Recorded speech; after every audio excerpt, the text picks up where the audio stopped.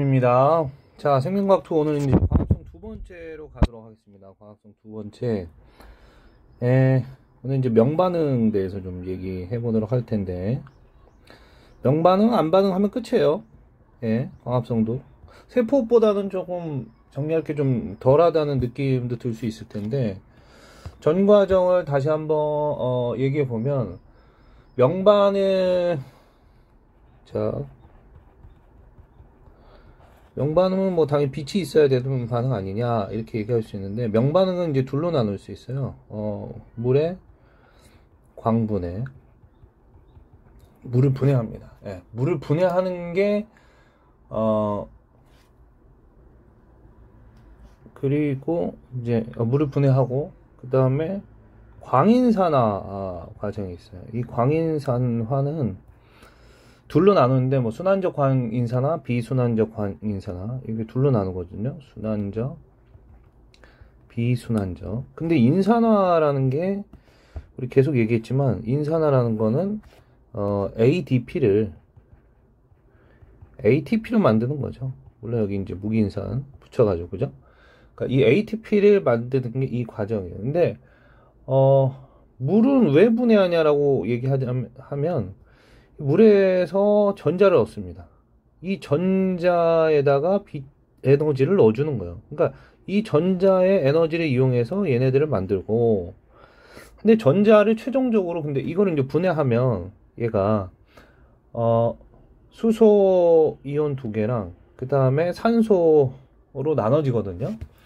그러면 이 산소는 이제 방출되는 거고, 여기서 전자가 나갔기 때문에 누군가 또 전자를 받아줄 놈이 필요한데, 그게 바로 NADP 플러스. 그래서 얘가 전자를 받아서, 이 수소랑 이 전자를 받아서 두 개가 나오고 있죠. 전자는 NADPH, H2라고 써도 상관없어요. 그러니까 이런 거예요. NADP 플러스에 전자가 두 개 들어가고 수소 이온이 두 개 들어가요. 그럼 전자 하나는 이걸 없애서 NADP로 만들 거고, 또 하나는 수소 이온을 수소로 만들 거 아닙니까? 그러면 수소 이온 하나가 남죠. 그러니까 NADH 더하기 H 플러스, 사실 이렇게 되는 건데 그냥 이렇게 쓰기도 하는데 그냥 NADPH라고 쓰겠습니다.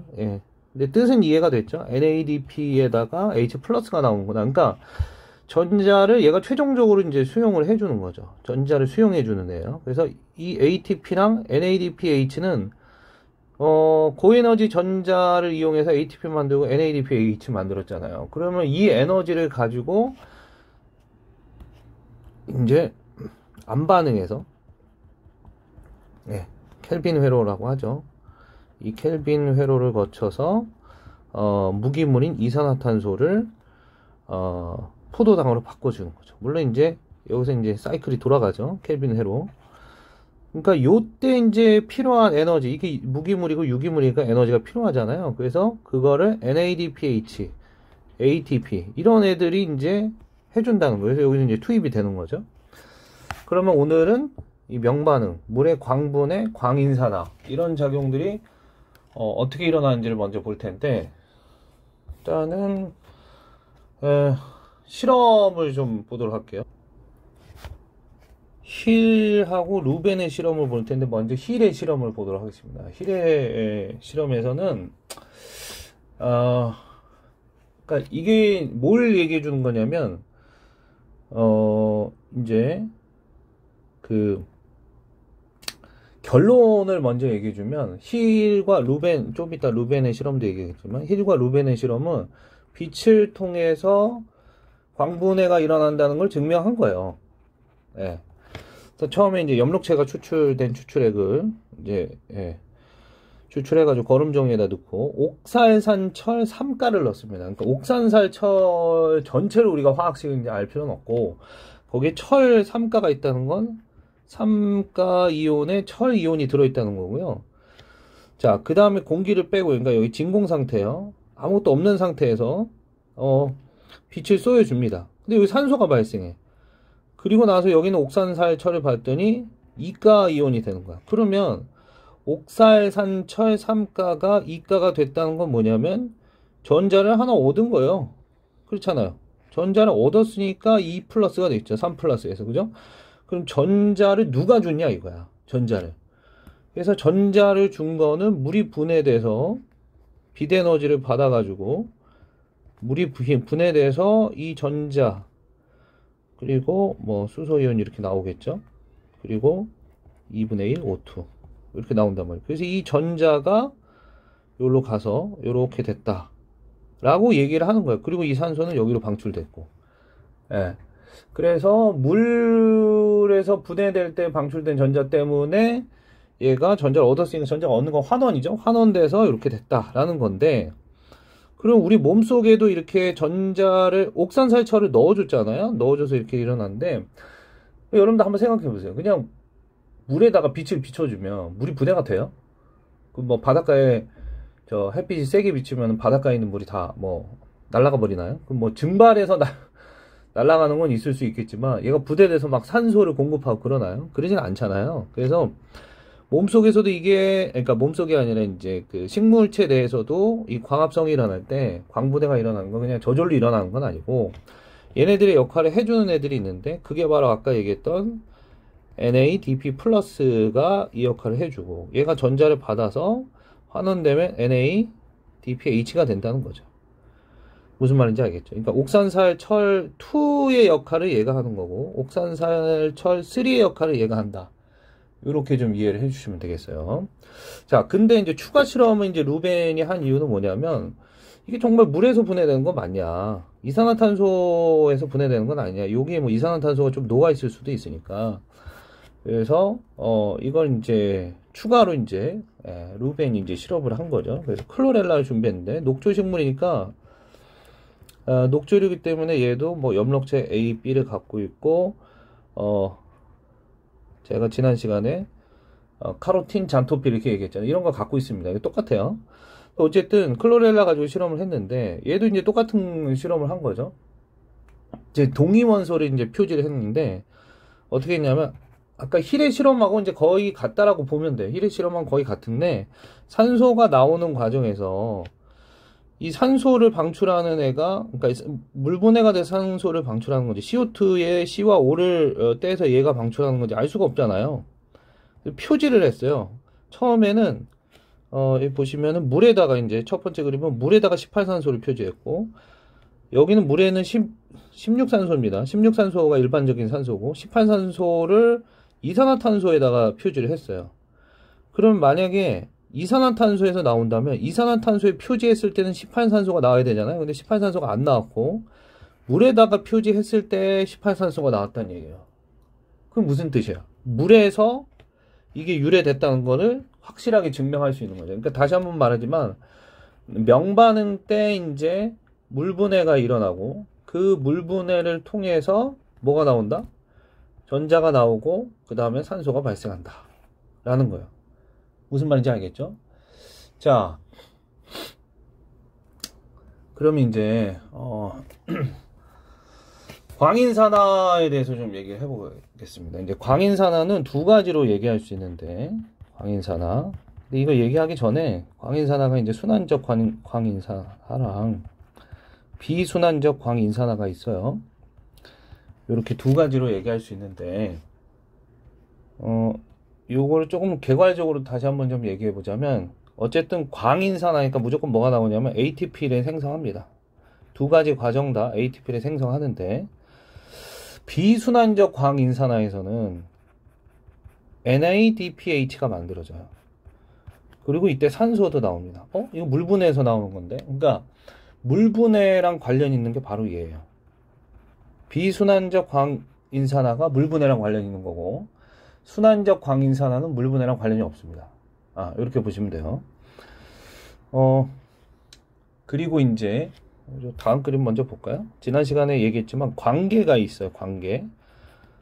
포토시스템 2가 있고 관계 1 있는데 이게 이제 염록소를 그러니까 색소를 얘기하는 거라고 그랬는데 제가 이렇게 안테나 구조로 얘기했었잖아요. 이렇게 안테나 구조. 그래서 여기 이제 가운데 이렇게 일양체로 이렇게 나와 있는 염록소 A가 있어요. 그리고 주변에 있는 색소들은 뭐 염록소 B도 있고 뭐 카로틴, 잔토피에 이런 것도 있고 이런 걸 이제 보조 색소라고 하는데, 그러니까 여기 가운데 이렇게 중심 색소, 염록소 A가 반드시 염록소 A가 중심 색소인데, 염록소 A가 또 주변에 있을 수도 있어요. 보조 색소로. 뭐 어쨌든 염록소 A가 중심 색소고 나머지들은 이렇게 이제 주변에 있는 색소인데, 얘네들이 이제 무슨 역할을 해주냐면 빛을 모아주는 역할을 한다라고 보시면 되겠어요. 그래서 밖에서 이제 빛이 들어오면, 이게 이제 빛이 들어오면 지난 시간에 얘기했지만 이렇게 전달해주는 역할을, 이렇게 뭐 이쪽으로 들어오면 이렇게 해서 결국은 이 안쪽으로 이 깔때기처럼 여기 모이는 거예요. 중심 색소에 모이는데, 이걸 2, 1이라고 나눴는데, 중심 색소 염록소 A가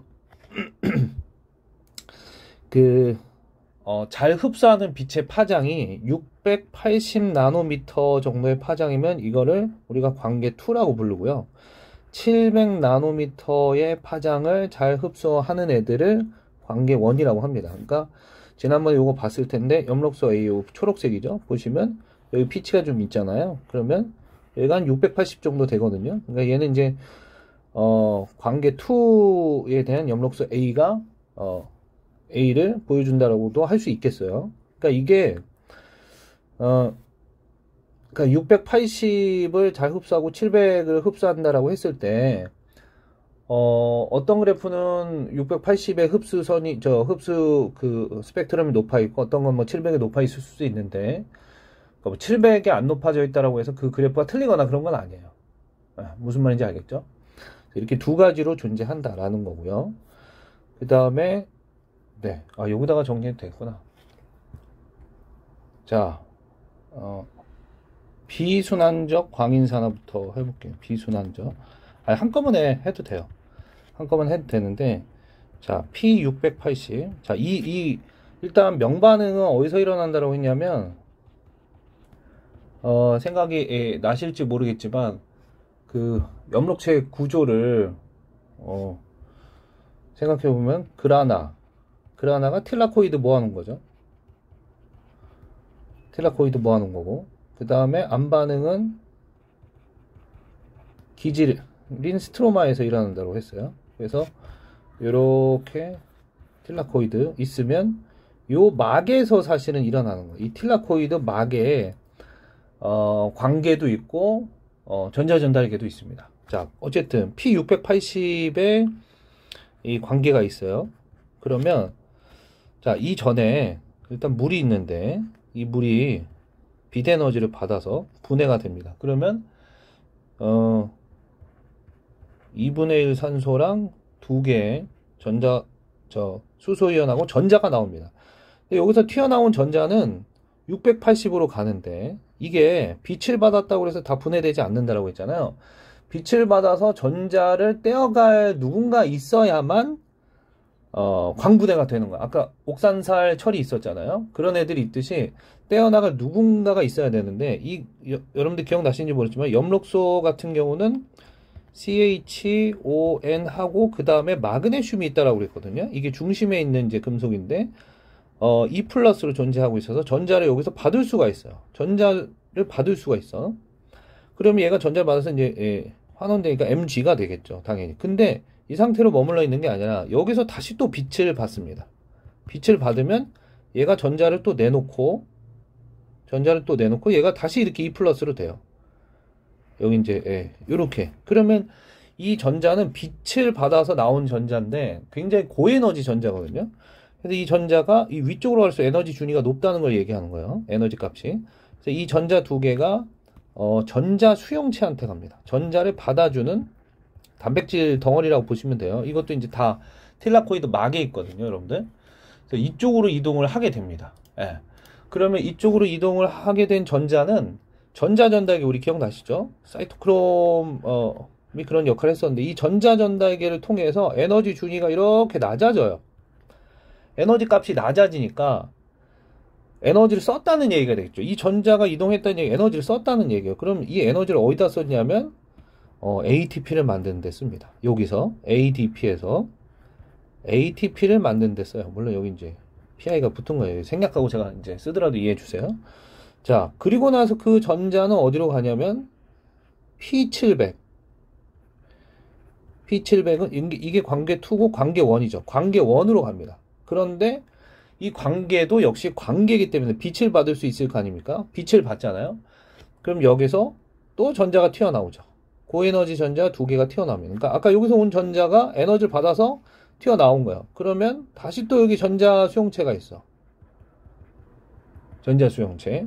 그리고 여기서도 이제 전자 전달계를 지나요. 전자 전달계를 지나는데 여기는 좀 더 간단한, 그러니까 조금 더 여기는 이제 뭐 제가 많이 그려놨잖아요. 여기는 좀 더 간단한 이제 전자 전달계로 가는데 이때 잘 보면 최종적으로 전자를 받아줄 애가 있긴 있어야 돼요. 그래야지 이 사이클이 다 일어나거든요. 비순환적이라고 했는데 시작과 끝이 있으려면 시작에서 전자를 줬잖아요. 방출했잖아요. 그럼 반드시 받아줘야 돼요.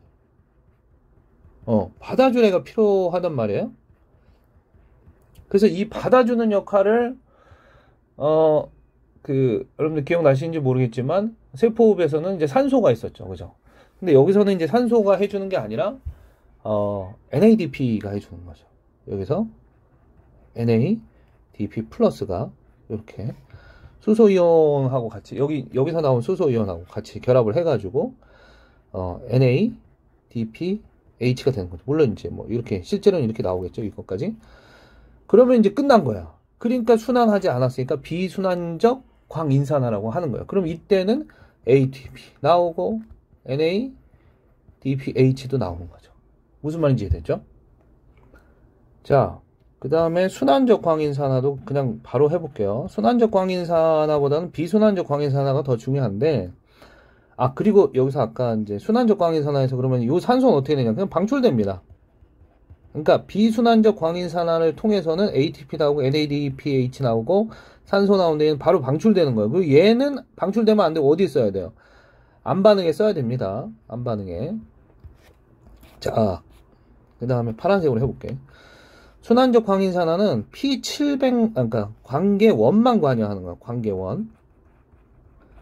얘는 관계원 2가 다 관여하는 거고 2부터 시작했으니까 2,1이라고 쓸게요. 얘는 관계원만 관여합니다. 그러니까 얘는 여기서 빛을 받았어요. 빛을 받으면 전자가 이렇게 튀어나올 거 아닙니까? 여기서 이 전자를, 두 개의 전자를 일로 가는 게 아니라, 일로 가면 뭐 받아줄 애가 받아줄 누군가한테 주는 게 아니라 그냥 일로 보내는 거예요. 이쪽 전자전달계로 보내요. 그러면 이 전자전달계에서 이 값이 낮아지면서 역시 이때도 ATP를 생산하겠죠. 이 낮아지는 에너지라는 거는 에너지를 썼다는 얘기잖아요. 그래서 ATP를 만듭니다. ATP를 만들고 다시 돌아오면 다시 또 빛을 받으면 이렇게 되는 거예요. 그럼 계속 이 과정이 순환하면서 일어나겠죠. 그래서 이것을 순환적 광인산화라고 하는 거예요. 무슨 말인지 알겠죠? 자, 이 그림으로 자세히 나와 있어요. 그러니까 비순환적 광인산화 같은 경우는 물 좀 마실게요. 비순환적 광인산화는 광분해가 일어나고 거기서 나온 전자를 쭉 보내서 관계 2원을 보내서 결국은 NADP 플러스가 받아줘야만 이게 끝난다는 거예요. 근데 순환적 광인산화는 그게 아니라 그냥 P700에서 시작해가지고 여기서 나온 전자를 다시 이쪽 전자전달계에다 보내면 다시 내려와서 ATP 만들고 다시 또 빛 받으면 올려보내고 계속 이 전자를 소모하지 않고 계속 쓴다는 얘기예요. 무슨 말인지 알겠죠? 자, 그 다음에 이 전자전달계 이 그림이에요. 그래서 여기가 포토시스템 2 관계 2죠. 관계 2에서 빛 받아서 여기도 빛을 받습니다. 여기도 빛을 받아서 여기서 전자를 이렇게 올려보내서 쭉 이렇게 전자전달계 통해서 내려보냅니다. 전자전달계 통해서 여기 뭐 플라스토키는 뭐 이런 건 몰라도 돼요, 여러분들. 그러니까 이런 게 있는 다 전자전달계예요. 그 다음에 여기도 이제 전자전달계라고 보시면 되겠어요. 이게 다 전자전달계 안에 속한다라고 보시면 되겠고, 이것까지 쭈쭈쭈쭈쭈 이동해가지고 전자가 일로 내려가는 거예요. 근데 내려가는 동안에 자, ATP를 생성한다고 했는데 실제 ATP는 어떻게 생성하는 거냐면 여기서 ATP를 직접 생산하는 게 아니라 화학적 삼투 우리 저 세포호흡할 때도 배웠지만 보시면 여기 있는 수소를 이 전자들이 내려가는 힘에 의해서 이쪽으로 이동시키는 거예요. 그래서 여기 전자가 수소 이온이 고농도가 돼요. 이쪽이 고농도가 됩니다. 그리고 이쪽 끝에 가보니까 ATP 합성 효소가 있죠. 그러면 이걸 통해서 화학적 삼투 해서 ATP 만드는 거예요. 그러니까 이렇게 수소를 이 전자전자기가 이렇게 퍼가지고 오면, 근데 이 퍼가지고 오는 거는 틸라코이드 내막이죠. 그러니까 여기가 수소이온이 여기 밖에 있었는데 이 안쪽으로 퍼온다는 거예요, 여러분들. 이렇게. 무슨 말인지 알겠죠? 그래서 이걸 퍼와가지고 여기다 내보낸다는 거예요. 이해됐죠? 그 다음에 아까 그리고 나서 이제 이 전자는 결국은 관계 원을 지나서 여기서, 근데 이것도 이제 물어보거든요, 여러분들. 보면, 이게 클로로플라스트 스트로마 돼 있잖아요, 스트로마. 그러니까 이렇게 틸라코이드 돼 있고, 틸라코이드가 아닌 부분 여기가 스트로마지 않습니까? 이 스트로마 쪽에서 받는다는 거예요. 그러니까 수소이온을 받아서 얘가 환원되는 장소는 스트로마입니다. 스트로마. 막의 안쪽이 아니라, 틸라코이드 내막 쪽이 아니라, 틸라코이드 안에 공간이 아니라, 루멘이면 이제 공간이죠. 이 안에 공간. 틸라코이드 안쪽이 아니라 스트로마에서 얘가 환원이 된다는 거. 요것도 기억을 해주시고, ATP도 이 방향에서 돼요. ATP도 이 방향에서 만들어집니다. 그러니까 이 방향에 대해서 좀 물어보는 경우도 있어서 여러분들이 요거까지 좀 알아두시면 될 것 같아요. 네. 그러니까 비순환적 광인산은 여기 사실 안 나온 거나 다름없는데, 여기서 전자 이렇게 나오면 순환적 광인산화, 미안합니다. 비순환적 광인산화만 나왔고, 순환적 광인산화는 여기서 전자가 나오면 다시 이렇게 보내는 거예요. 그럼 이렇게 가고 또 다시 보내고, 이렇게. 계속 순환하는 과정. 이게 이제 순환적 광인산화가 되는 거죠. 자, 그 다음에, 빈칸에다 좀 쓸게요. 명반응의 전체적인 이제 반응을, 명반응의, 화학 반응식을 좀 정리해 보면, 명반응은 결국 뭘 하는 거냐면 물을 분해하는 거잖아요. 물을 분해했어요. 그러면 물을 분해해서 뭐가 나오냐면 수소이온이 나옵니다. 그죠? 수소이온이 사실 두 개 나오죠. 그리고 2분의 1 O2가 나온다고 했어요. 근데 이 과정에서 전자 두 개 나와요. 아이고, 두 개의 전자 맞죠? 네. 근데 우리 이제 그 광합성의 총 과정을 보면 12개의 물이죠. 12개의 물이 들어가서 6개의 CO2 들어가서, 그래서 6개의 물 분자가 나오고, 그 다음에 한 분자의 C6H12O6 포도당 나오고, 그 다음에 6개의 물이 다시 나온다라고 했는데, 이 물은 안 반응하고 관련이 있기 때문에 이거는 그냥 몰라도 됩니다. 그러면 결국 어떻게 되는 거냐면 이게 들어가서 이게 나오는 거예요. 생각해보세요. 12개 H2O라고 했잖아요. 그러면 여기 산소가 12개 있죠? 여기도 산소 12개 있죠? 2개짜리가 6번 있으니까, 그죠? 이렇게 된 거야. 그러면 여기다 12를 써볼게요. 그럼 얘는 6이 되겠죠? 6O2. 자, 그 다음에 이제 잘 봐봐요. 여기 전자는 몇 개 되냐면 24개인데, 아까 이 전자를 받아주는 애가 NADP 플러스라고 했어요. 얘가 전자를 몇 개 받아요? 2개 받습니다. 2개 맞죠? 그래서 여기다 이렇게 써줄 수 있어요. 12개 NADP 플러스가 이 안에 투입이 되는 거죠. 그러면 이게 받아줬으니까 이거랑 수소까지 한꺼번에 받거든요. 그럼 얘가 뭐가 되냐면 12개 NADP H2라고 쓸게요. 숫자를 맞추기 위해서. 그러면 24개죠. 네. 근데 실제로는 이거는 12개 NADP H랑 더하기 12개 H 플러스죠. 실제로 이렇게 된 겁니다. 그죠? 그리고 이 과정에서 ATP가 만들어지잖아요. ATP도 만들어지는데, 아까 요거,